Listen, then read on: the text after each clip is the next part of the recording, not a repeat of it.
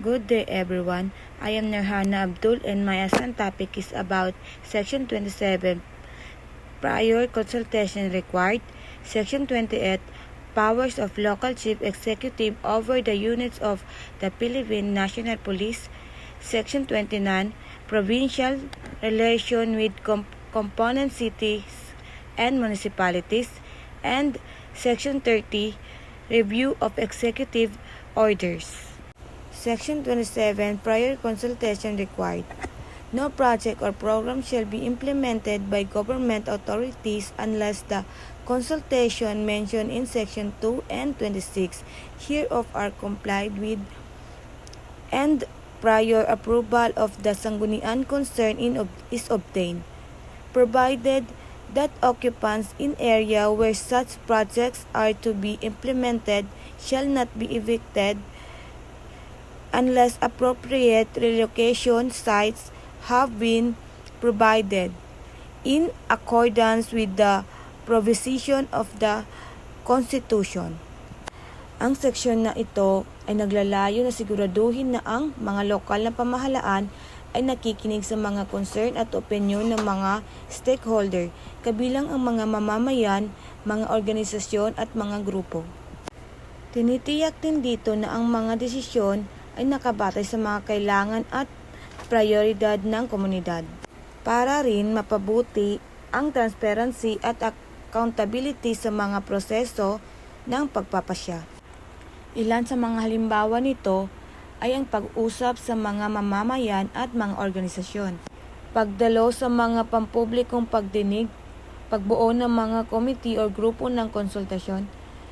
Ang seksyon na ito ay mahalaga upang matiyak na ang mga lokal na pamahalaan ay nagpapakita ng paggalang sa mga karapatan at interes ng mga mamamayan at stakeholders.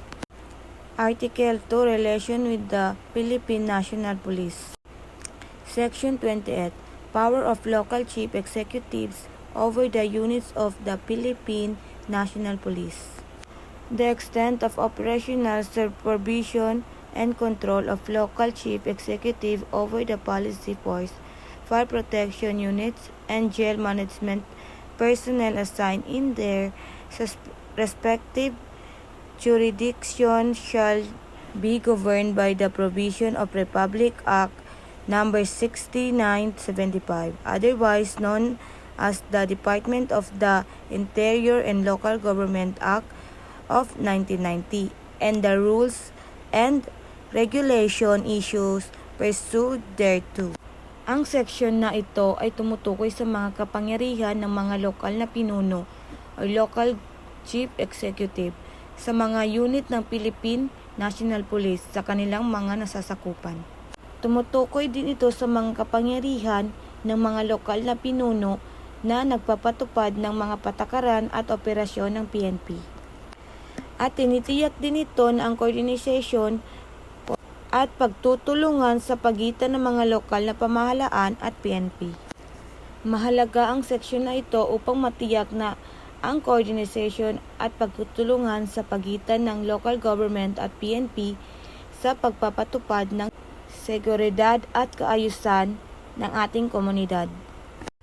Article 3, Interlocal Government Relations. Section 29, Provincial Relations with Component Cities and Municipalities. The province through the governor shall ensure that every component city and municipality within its territorial jurisdiction acts within the scope of its prescribed powers and functions. Highly urbanized cities and independent component cities shall be independent of the province. Ito naman ay tumutukoy sa mga relasyon ng mga province sa mga component cities at mga municipalities sa loob ng kanilang mga nasasakupan. May mga mahalaga silang tuntunin tulad ng pagtutulungan sa pagpaplano at pagpapatupad ng mga proyekto at programa, pagbibigay ng mga pondo at tulong teknikal, pagtanggap ng mga ulat at rekomendasyon, Mga responsibilidad ng mga component of cities and municipality. Pagpapatupad ng mga karapatan at programa ng lalawigan. Pagbibigay ng mga impormasyon at datos. Pagtutulungan sa mga operasyon ng lalawigan. Layunin din nito ang pagpapalakas ng koordinasyon at pagtutulungan. Pagpapabuti ng mga serbisyo at programa at ang pagpapataas ng kaunlaran ng mga komunidad. Last is Section 30, Review of Executive Orders. A. Expect as otherwise provided under the Constitution and special status. The Governor shall review all executive orders promulgated by the component city of or municipal mayor within his jurisdiction. The city or municipal mayor shall review all executive orders promulgated by the punong barangay within his jurisdiction. Copies of such orders shall be forwarded to the governor or the city of municipal mayor, as the case may be, within 3 days from their issuance. In all instances of review, the local chief executive concerned shall ensure that such executive orders are within the power granted by law and in conformity with provincial, city, or municipal ordinances. Ang executive orders ng mga local leaders tulad ng city and municipal mayors ay dapat i-review ng mga governor. Ang mga executive orders ng mga punong barangay ay dapat din i-review ng mga city and municipal mayors. Ang mga copy ng mga ganitong utos ay dapat ipadala ng governor sa loob ng 3 araw mula sa paglabas nito. Ang review of executive orders ay ginagawa upang matiyak na ang mga executive orders ay nakakatulong sa pagpapabuti ng mga serbisyo at programa ng mga lokal na pamahalaan. Ginagawa rin ito upang matiyak na ang mga executive orders ay nakakatulong sa pagpapataas ng kaunlaran ng ating komunidad.